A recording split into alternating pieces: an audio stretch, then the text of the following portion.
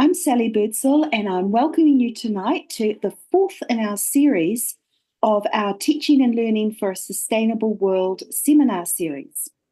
And I'm going to begin with our karakia. Please feel free to join in.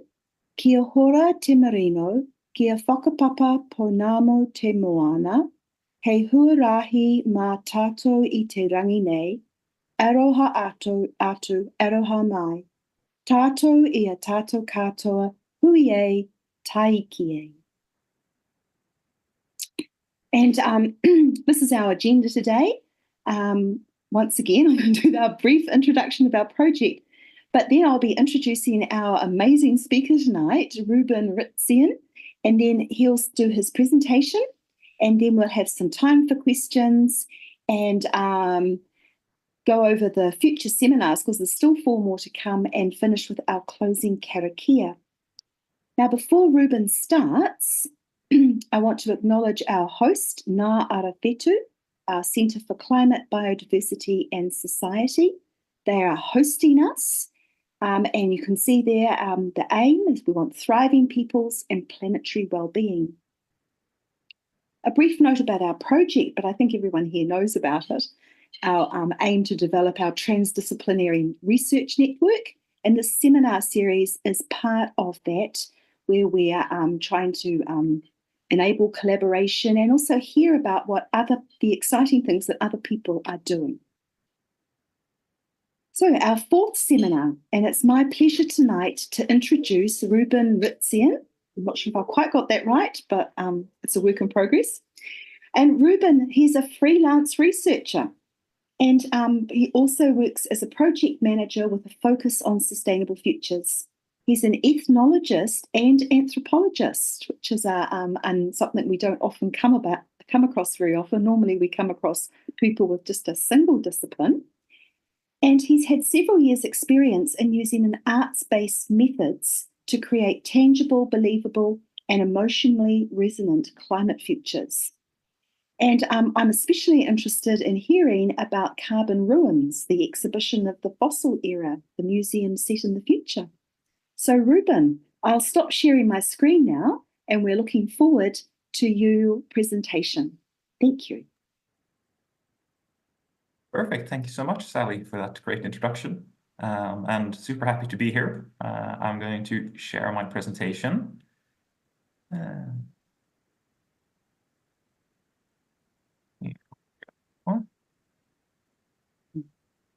So yes, as I said, thank you all for inviting me, and super happy that you're here.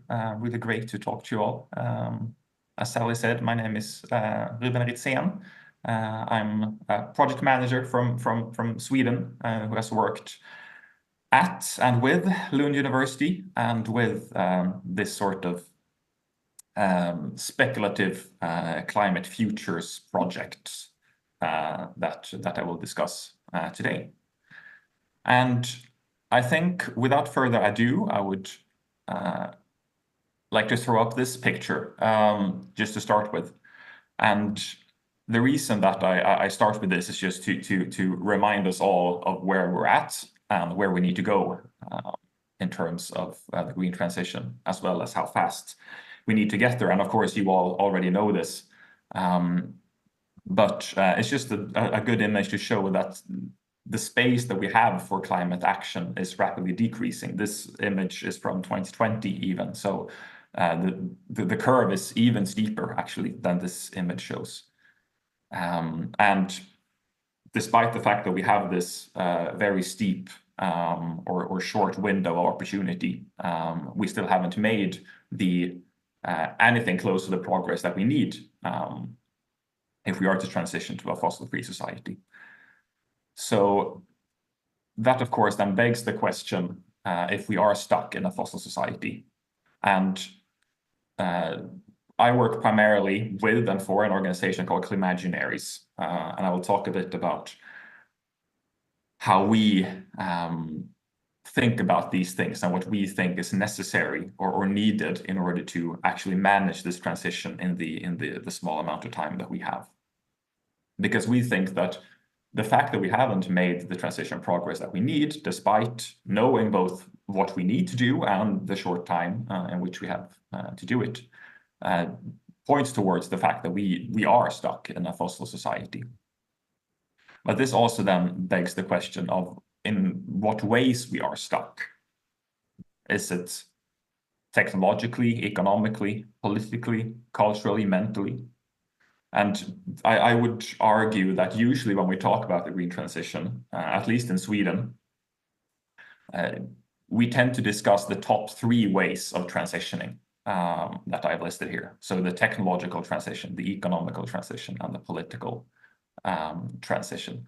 But the cultural and the mental aspects of the green transition are as important, we would argue, and they are often a bit left out of the discussion. And that's what we try to do in our work, and that is what I will focus my presentation on. Because what we want to do is to get an answer to the question of course, how do we get out of this place in which we are stuck? And to understand how to get out, we need to understand the ways in which we are stuck, of course. And in Sweden, as well as in many other rich countries or regions worldwide, we are currently living in a fossil society. And I'm not extremely well familiar with the case in New Zealand, but I would probably suspect that you also, at least parts of your population, are doing that as well. And living in a fossil society means that we are living in a society which is suffused with, even you could argue, drowning in fossil fuels and fossil resources. And this is something that 3 researchers, Schemann, Wilson, and Carson, have termed petroculture.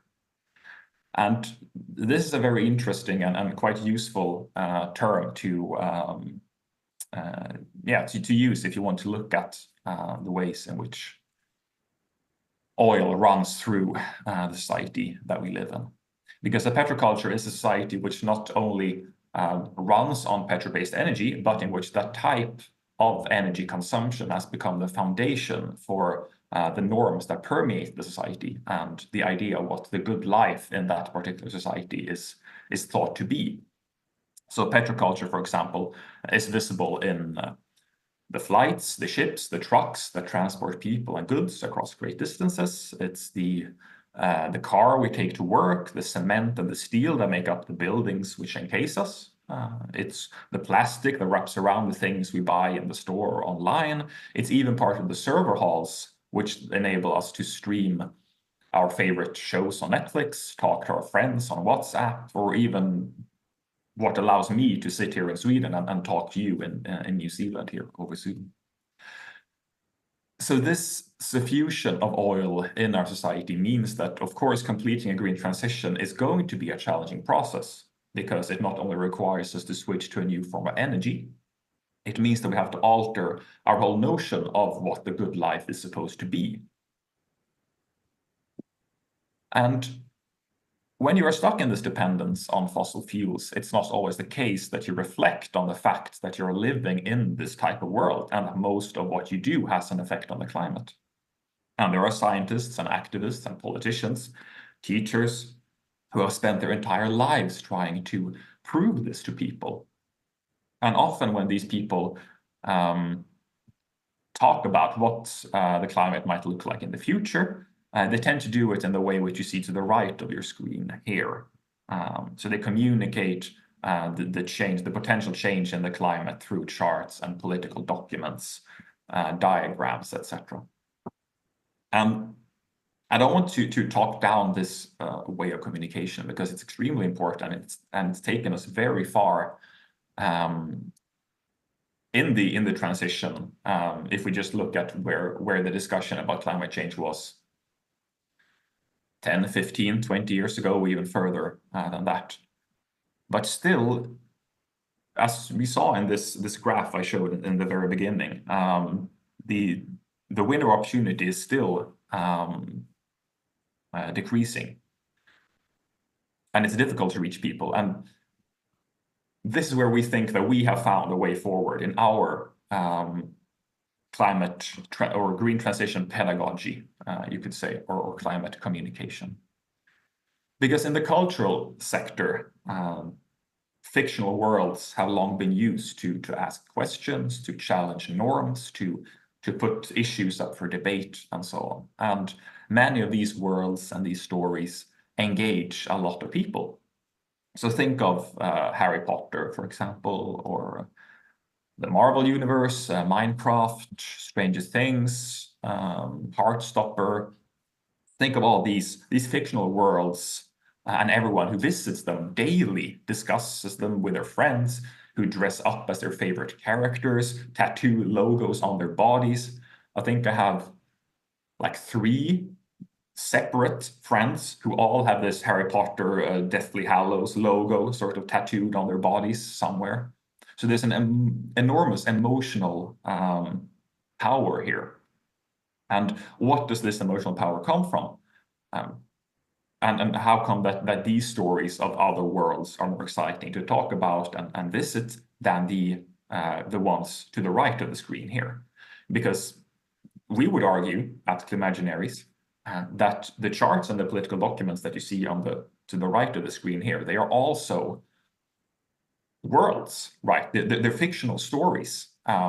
We can be relatively certain that if we continue on this path that we are currently on, this is what the future might look like. But it's a fictional creation. It is a world. But how come that world doesn't engage and interest people in the same way that Lego or Minecraft or Harry Potter does? Well, we would argue that it's the emotional content of the worlds to the left here, the fictional worlds from the culture sector, that make them more interesting to dwell in and more easy to relate to. And it's this idea of making climate change emotionally engaging that lies behind almost all the projects that we develop at Climaginaries. And I will talk a bit about a couple of the different projects that we've done at the end of my presentation. So what we want to do is to make people interested in exploring these future worlds without fossil fuels, and to do so by combining the power of narrative storytelling with scientific knowledge and research. Because it's very important to stress here that when we create fictional worlds, we don't just make them up out of what we think would be cool, but we sort of do a horizon scanning and look at what technologies, what political initiatives, and so on are in their formative stages today, and what might it look like if we extrapolate on those into the future. But also to make the point that we're not trying to make a prognosis. We're not trying to say that this is what will happen. It is just to present a world of what could happen if we choose to take these or these political initiatives or decisions. And I won't dwell too much on this slide, actually, but just want to say that perhaps some of you are familiar with this concept of transformative change. A systems theorist called Donella Meadows, quite famous in the transition movement, going all the way back to the 70s, 80s. But the reason that we do what we do is because we believe that engaging people through stories and discussing climate change and the green transition through the medium of narrative storytelling is a way of actually achieving this transformative change that we need. That is the change of our society from a petroculture to something beyond petroculture, a society which is more harmonious with the needs of both nature and people. And what Donella Meadows does in this fantastic article, which is called Leverage Points, Places for Intervening in a System, which I can recommend all of you to read, is that she lists in ascending order of influence, she lists initiatives or places in society where you can intervene politically or normatively in order to change a system. And she puts the mindset or paradigm out of which the system arises, and the power to transcend paradigms at the very top of this list. And that is where we argue that storytelling and stories and emotional experiences can come in, because you can adapt taxes and so on, and that's of course also an important aspect of the transition. But when it comes to actually getting people to rethink what the good life is, and their place and their relation to other people, to society, to nature, we enter that sort of sphere of looking at the actual paradigm out of which our petrocultural system arises, and that is where we think that storytelling can play an important role. So this explains why it's important to talk about climate change and the green transition in an emotional, creative, narrative-centric way. But this is not the only thing we think about when we at Climaginaries imagine future worlds. We also think deeply about the ways in which we talk about the future, because the ways in which we talk about the future influence how we act in the present.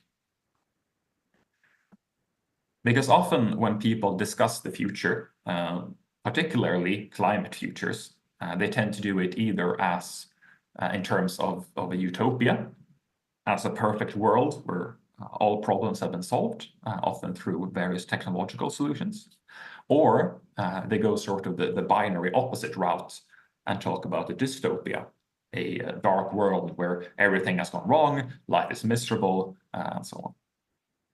And both of these ways of talking about the future are used to motivate and engage people in the present, either by giving them hope for change, or scaring them into avoiding what terrors might come. But we think that talking about the future in this sort of binary oppositionary way, completely utopian or completely dystopian, can actually instead be counterproductive when it comes to engaging people, and become a sort of passivizing agent instead. Because either, if you talk about a utopian future, people might think that, okay, we have super smart scientists and politicians who will sort this out for us, and everything will work out in the end. So why should I, as a person, do anything? Or if you talk about the dystopian future, the takeaway might be that, okay, well, everything is going to hell anyway. We're all gonna like burn up and in a heat wave 25 years from now. So why should I do anything at all? Isn't it better if I just maximize my my enjoyment at the moment, fulfill all my wants and desires, and fly 4 times around the globe, and so on? So we think that it's important to try and get away from this sort of binary way of talking about the future, and promote what Joanna Macy and Chris Johnston call active hope, which they talk about in this book that you see on the screen here down to the left. And what active hope means for them, there's a whole book about this, and I recommend you it's recommend reading if you haven't read it already. But to sort of simplify it, what they talk about is active hope as a method. It is to acknowledge the problems that exist, that we see in the present, as well as be honest about what consequences these problems might have in the future, but also to not stop there, but also to look at the opportunities in society that we see today that exist for change, and also what we can do as individual persons, both in our private lives and our professional lives, to act on these problems, to counteract them, even. So it's very much about finding hope in actual action, and shining a light on the space that we all have to work towards a better world. But then, of course, to stress the need to actually do something, and to not just think that things will automatically work themselves out because of magical technological solutions. And it's this way of thinking that has permeated our work. So this means that the way in which we envision the future affects the decisions we take in the present. Different choices, investments, political decisions, and so on become more or less desirable to push for, depending on the ways in which we imagine the future. But it's also important to remember that even though we can know certain things about the future, for example, that if we release X amount of greenhouse gases into the atmosphere, then we will most likely get Y consequence from the climate system. There are an infinite amount of things that we cannot know, because the future is, per definition, unknown. The future emerges as we live in the present. Actions taken in one place have consequences in a completely different location. New technology changes what's possible. Desires and norms and wills change when new ideas take root. So, and up until now, I've talked about the future, but it might be more correct to talk about futures, plural, because there is not just one future. There's an infinite number of futures out there that all differ in either great or smaller ways. And this then also means that even if the future is depicted as a sort of neutral and closed thing, something that just happens to us and which we cannot affect, that's actually not quite true, because the future is a political project, and all political decisions contain a narrative of the future. And in turn, this means that whoever controls the future and how the future is described also controls, to a certain extent, what is considered possible in the present. So if the future is described as a robo-technological utopia powered by nuclear fission, nuclear fusion, then that will affect what policies are pushed for in the present. And if the future, on the other hand, is discussed as a world of smaller cities, a greener world, a world dependent on local food production, then that too will lead to a certain type of behavior and certain decisions being pushed for, taken, certain issues put up for debate or discussion. So what this means is that the future is a democratic issue, because the future is not created in the future. It's created here and now. It's a reflection of our present-day society. And these are some of the things then that we have in mind when we develop our projects.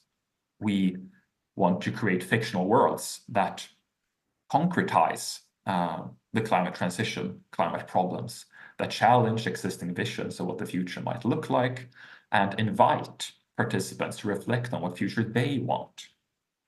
This democratic aspect of the future. It's about creating spaces where we can relate to the climate challenge on an emotional level, where we can grasp its effects and understand its consequences. And to do that, we believe that the stories we tell of climate change need to be situated, contextualized. So abstract numbers about sea level rise or global mean temperature increase need to be placed somewhere and filled with life. So how do these consequences change people's everyday lives? Who is affected? Where? How? Where are the solutions? Who can change society and how? And finally, the creation of the future, as I've touched upon previously, needs to be democratized. So as I alluded to previously, it's often a certain group of people or actors who get the opportunity to discuss what the future might look like. And we want to spread that opportunity to more people. I think I will actually skip this slide because I want to get to examples of our work in the time that I have left for my transition or for my presentation. And I heard that you were interested in carbon ruins. So that's sort of our flagship project. And that's the one I will start discussing. Because in a way, Carbon Ruins was the project that kickstarted everything for Climaginaries. So Climaginaries started as a collaboration research project about different ways of communicating climate issues, and that then led to the creation of Carbon Ruins. And because of the great success of Carbon Ruins, we have then been able to form an NGO, basically, which is what Climaginaries is now. So we are independent from the university, Lund University, even though we sort of started as a research project there. Well, so what is Carbon Ruins?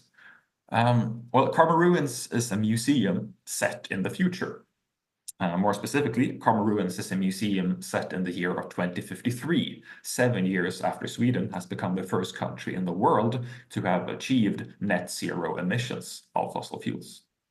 And to celebrate this, the Swedish government inaugurates this museum as a way of looking back at the fossil era we have left behind and the many things, events, and movements that played a role in the transition to a more sustainable society.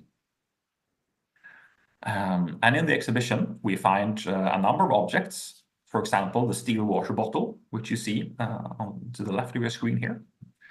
So when the blast furnaces around the world needed to be closed to meet the emission targets in time, there was an acute shortage of steel. And of course, at this point in time, early 2030s, hydrogen steel hadn't really taken off yet. And this meant that all the unnecessary steel became incredibly desirable. So a popular movement and market grew up around sort of second-hand old steel objects, such as filing cabinets and steel water bottles. And the one preserved in the museum is one of the few that could escape this collecting frenzy. And in the museum, we also have an oil platform built out of Lego with the company's own fictitious company, Octan. And Lego, of course, was for a long time an uncontroversial toy that was loved by everyone who didn't get the pieces under the feet in the morning. But when the climate crisis was brought to a head and the young climate movement became tangible in many families, the parents of these children start to look at Lego with new eyes. Because, of course, it was pieces of oil that their children were playing with, the same oil that jeopardized their future. And they felt that something had to be done. So parents travel in hordes to Lego's offices in Billund in Denmark, dress their children up in white shirts and let black ichor goop drip down their sleeves. And this became front page material in many Danish and Swedish newspapers and magazines. And this led to Lego having to change their course to rent and borrow Lego and bio-based plastic pieces instead. So this is a very extremely short rundown of Carbon Ruins. But this is basically what it is. It is a museum of physical objects in which people walk around in, are often usually taken by a guide who tells these stories. And the guide then often asks people to engage in a sort of light-hearted role play session, you could say. So the guide might ask, oh, okay, so talk about the Lego, and then ask, oh, so where were you when you read these stories about this protest against Lego in the 2029 or whatever? And then a person might raise their hand and say, oh yeah, I was with my children, and we thought that we haven't thought about this before, but this was such an interesting. And so people can insert themselves into this narrative, and that is a way to sort of kickstart this imagination process of, okay, so we are living in this form of society now, but it could be different in the future, and to get that emotional connection to this is what I experienced when I went through these transition years. And then I heard you briefly mention that you had a couple of educators in the audience here. And perhaps this is extra interesting for you. Beyond the Fossil Era is a digitalized version of Carbon Ruins, which is aimed at schools. So Swedish upper secondary school, so ages 13 to 16, and then high school, Swedish high school as well, so ages 16 to 19. And this is as I said, is a digitized version of Carbon Ruins that can be used by teachers in class to talk about various aspects of the green transition, and to teach their students about how societies change, and to empower the students to think independently about what future they want to create and live in. So in this exercise, just as in Carbon Ruins, the students time travel to the year 2053. They visit a digital version of this future fossil museum. They learn about some of the objects and the stories surrounding these objects. And then where Beyond the Fossil Era differs from Carbon Ruins is that here the students then also get to come up with their own object that they donate to the museum.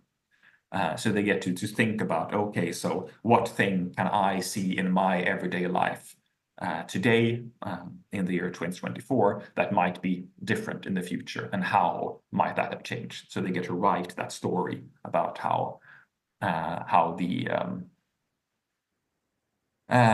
the plastic pen, for example, changed, or the lawnmower, or whatever thing they see in their immediate surroundings. And this is an exercise that can be used in many different school subjects, or it can be used in just as part of one class, one occasion, or as part of a longer sort of transdisciplinary projects between several subjects. And we also have a version of this material aimed at companies and organizations, because we realize that it's quite, sometimes when we do these presentations and workshops, we have listeners who want to take part in this, but who are adults, they're not in school anymore, and they can't take part in the physical Carbon Ruins guidings. And so we developed a version with more complex stories, which is aimed at companies and organizations as a way of getting them to think outside the box of their own practices and their own fields of work, and how they might think about their own sustainability policies, and provide creative paths forward to transition to a more sustainable way of business. And this is just a quick picture of the digitalized objects of the Fossil Museum. And you can see that the steel water bottle is there as well, as is Lego. We have a whole host of other objects and stories as well. And this means that you can talk about the climate transition and use this material in many different subjects. I don't have that much time left, but this is a sort of sub exercise we have in Beyond the Fossil Era, in which we talk about the different factors and tools for change. That is, the different ways in which society can change. And we make the point, or stress the point, that these, when society changes in a more drastic, radical way, it's usually not a single one of these that's responsible, but it's a sort of interlinked cause and effect web, in which many of these factors play a role. And then, of course, we have soundwalks, and the soundwalks we have developed are, you could say, place-based radio theater productions that are also set in the future and talk about, future worlds.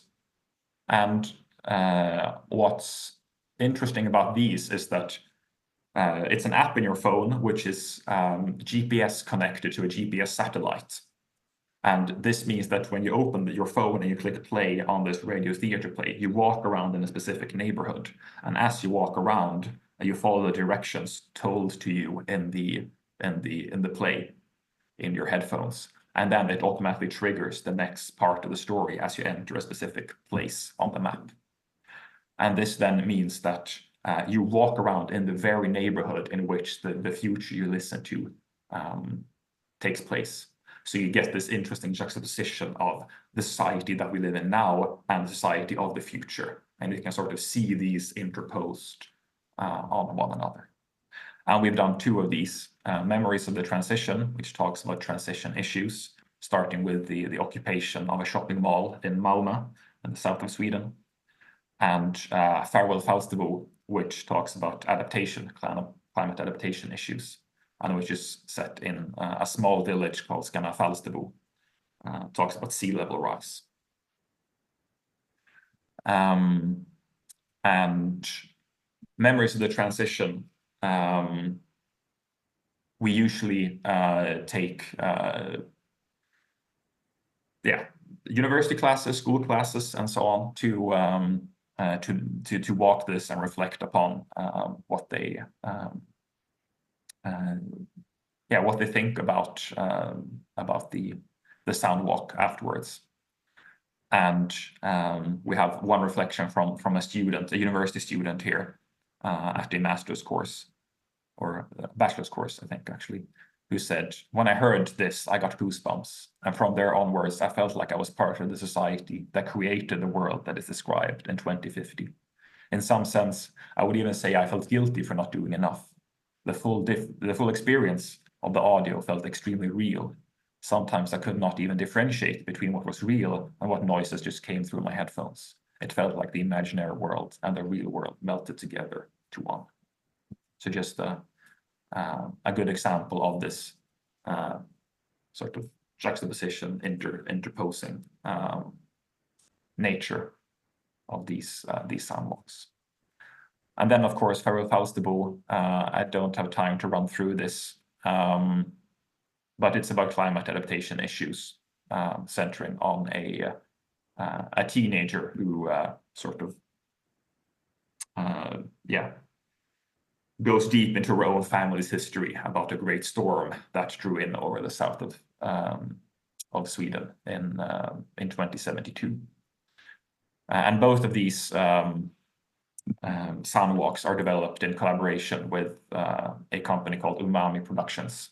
And there's an app called Climaginaries, both in Google Play and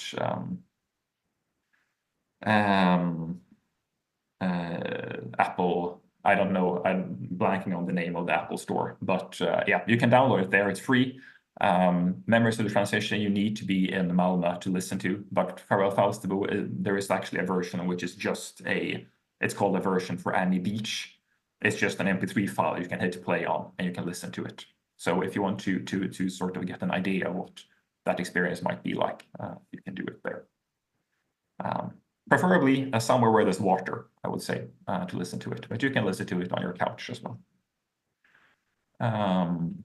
And then just to wrap up, we have also developed a tourist guide to a future climate neutral Skåne. Skåne is the southernmost part of Sweden, where Lund, the university is, and Malmö, where I live, also is.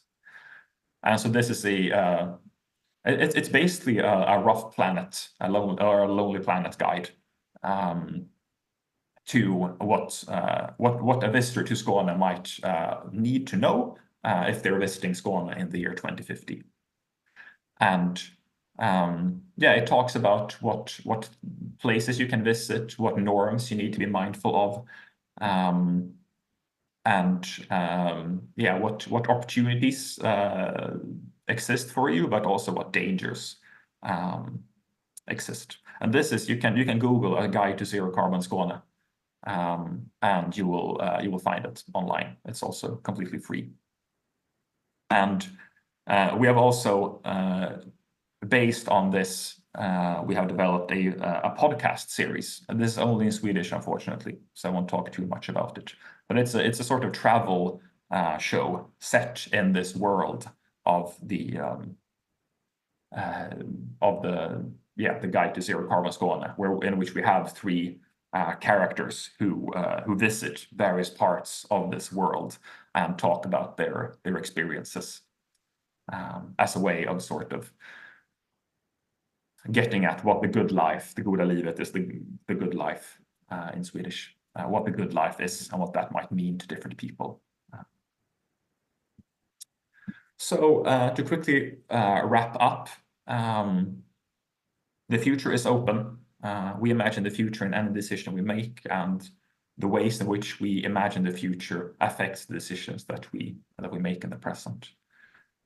If we are going to follow through properly on the green transition, we need to have imaginative practices and creative practices. And by concretizing, situating, and democratizing climate futures, we allow citizens to return to the present equipped with insights and ideas about their role in the future, what the future could look like, and how we can act today to create this future that we want to see. And of course, have the determination to follow through on these ideas. And of course, that speculation, play, and art-based envisioning lets us broaden the horizon of potential action in a way that few other methods can. And this in turn also promotes agency. And that is my my talk. Thank you so much for listening. I think I went over time with a couple of minutes. I hope that's okay. I think we still have some time for questions. And my email address is right there if you want to reach out and discuss any of these ideas or issues further down the line as well.